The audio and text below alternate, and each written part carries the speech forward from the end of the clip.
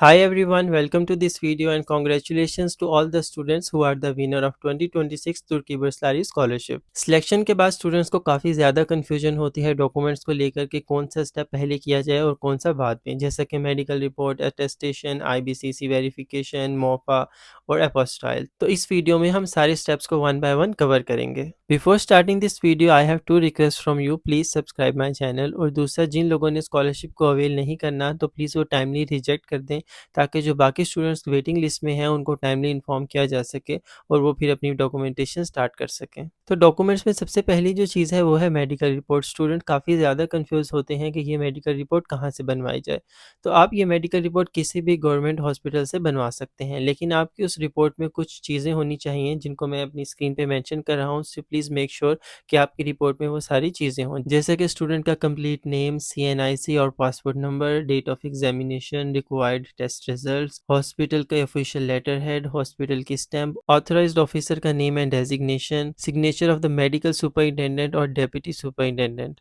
और एंड पे एक क्लियर फिटनेस स्टेटमेंट ज़रूर होनी चाहिए जिसमें ये लिखा हो कि that the student is not suffering from any contagious disease और a disease that requires continuous treatment और चेक। कुछ फेमस सिटीज़ के हॉस्पिटल्स का मैं आपको नाम बता देता हूँ, जैसे कि इस्लामाबाद में पिम्स हॉस्पिटल है, Pakistan institute of medical sciences.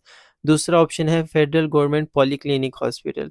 Lahore में आपके पास है पंजाब इंस्टीट्यूट ऑफ कार्डियोलॉजी या सर्विसेज हॉस्पिटल। और कराची में है आगा खान हॉस्पिटल। आप अपना मेडिकल यहाँ से करवा सकते हैं। अगर आपके घर से काफ़ी ज़्यादा दूर हैं ये सब हॉस्पिटल, तो आप किसी भी गवर्नमेंट हॉस्पिटल से करवा सकते हैं। दूसरे नंबर पर जो मेन चीज़ है वो है एजुकेशनल डॉक्यूमेंट्स। आपको कौन कौन से डॉक्यूमेंट्स रिक्वायर्ड हैं। तो अगर हम बात करें बैचलर स्टूडेंट्स की जो कि एफएससी रूट से हैं, तो उनको अपने सिर्फ 4 डॉक्यूमेंट्स चाहिए। उसमें है मैट्रिक का सर्टिफिकेट और ट्रांसक्रिप्ट और एफएससी का सर्टिफिकेट और ट्रांसक्रिप्ट। और जो बैचलर्स के ओए लेवल्स के स्टूडेंट्स हैं उनको ओ लेवल की ट्रांसक्रिप्ट और सर्टिफिकेट, ए लेवल की ट्रांसक्रिप्ट और सर्टिफिकेट, इनको भी यही 4 डॉक्यूमेंट्स चाहिए।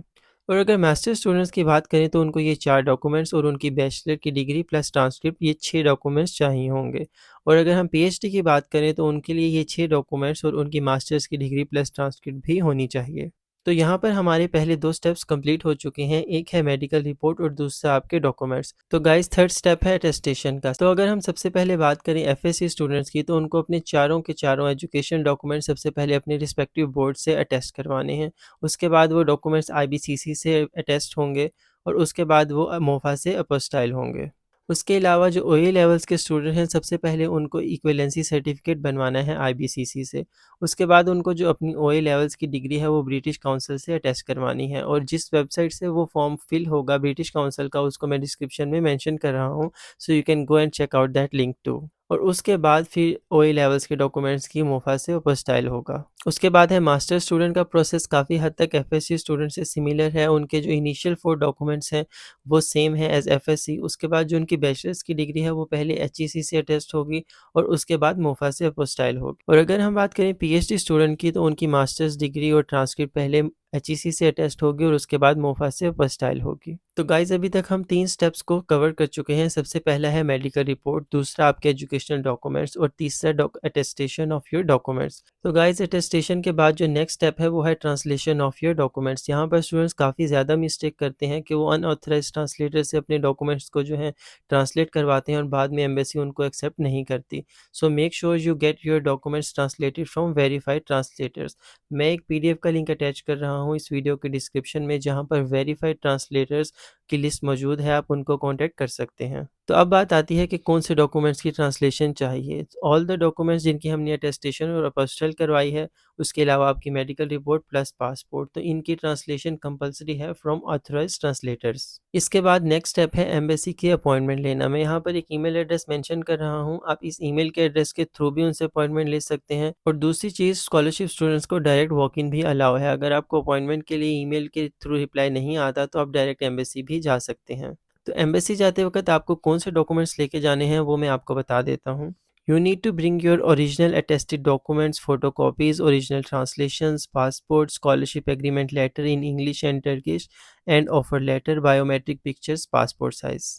आपको अपनी स्कॉलरशिप एग्रीमेंट का इंग्लिश और टर्किश वर्जन दोनों को साइन करना है और एम्बेसी जाके उसको साइन और स्टैंप लगवाना है। इससे नेक्स्ट स्टेप में आपने अपने डॉक्यूमेंट्स को टीबीएस के पोर्टल पर अपलोड करना है। जो आपका इंग्लिश और टर्किश वर्जन आपने एग्रीमेंट साइन किया है, उसकी एक सिंगल पीडीएफ बनानी है और आपने अपनी उसको टीबीएस पोर्टल पर अपलोड करना है। यहाँ पर एक ज़रूरी बात, अगर आपकी एज 18 से कम है तो आपको पेरेंट कंसेंट लेटर भी चाहिए, जो कि एम्बेसी से स्टैम्प होना ज़रूरी है। तो गाइज़, इन सब स्टेप्स के बाद जो आपका फाइनल स्टेप है वो है वीज़ा एप्लीकेशन। तो तुर्की के कुछ डेडिकेटेड ऑफिसेज़ हैं जिनका नाम है एनातोलिया वीज़ा सर्विसेज। लाहौर, इस्लामाबाद और कराची में ये मौजूद है। तो आपने अपने कुछ डॉक्यूमेंट्स लेकर वहाँ जाना है और वहाँ से अपना वीज़ा फ़ाइल करना है। तो जो डॉक्यूमेंट्स आपको वीज़ा एप्लीकेशन के लिए लेके जाने हैं, उनमें मेन चीज़ है आपका ओरिजिनल साइंड एग्रीमेंट लेटर, आपका ऑफ़र लेटर, आपका नादरा से लिया गया एफआरसी जो कि फैमिली रजिस्ट्रेशन सर्टिफिकेट है, आपका सीएनआईसी, आपका पासपोर्ट, आपकी medical report, biometric pictures with white background, original and photocopies of all the educational documents, और जो लास्ट डॉक्यूमेंट है वो है गार्डियन कंसेंट लेटर, अगर आपकी एज 18 से कम है। तो गाइज, ये थे सारे स्टेप्स जो आपको करने हैं अपनी सिलेक्शन होने के बाद। और अब हम बात करेंगे कुछ कॉमन मिस्टेक्स के जो स्टूडेंट करते हैं। So please make sure you do listen this parts carefully. अपने साथ हमेशा पासपोर्ट साइज़ पिक्चर्स रखें, चाहे आप मेडिकल के लिए जा रहे हैं, वीज़ा एप्लीकेशन के लिए या एम्बेसी विज़िट कर रहे हैं। इसके अलावा एक इम्पॉर्टेंट डॉक्यूमेंट जो आपको चाहिए होता है टर्किश यूनिवर्सिटी में यहाँ पर आके रजिस्ट्रेशन के लिए, वो है इक्विवेलेंसी सर्टिफिकेट। वो चाहे आप पाकिस्तान से बनवा लें या यहाँ से बनवा लें, रिकमेंडेड है कि आप वो पाकिस्तान से ही बनवा के लाएँ, क्योंकि यहाँ से बनवाना काफ़ी मुश्किल होता है। अगर आपकी डिग्री अभी कंप्लीट नहीं हुई and you are using provisional documents and certificate, make sure you also get them translated. उसके अलावा जब आप अटेस्टेशन के लिए आईबीसीसी और मोफा के ऑफिसेज विजिट कर रहे होंगे, so make sure you go to your city, because अगर आप इस्लामाबाद के स्टूडेंट हैं तो आप लाहौर के ऑफिस से वो प्रोसेस नहीं करवा सकते। तो ये थे कुछ टिप्स मेरी तरफ से। अगर फिर भी आपके कुछ क्वेश्चंस रह गए हैं, so please do ask them in the comment section.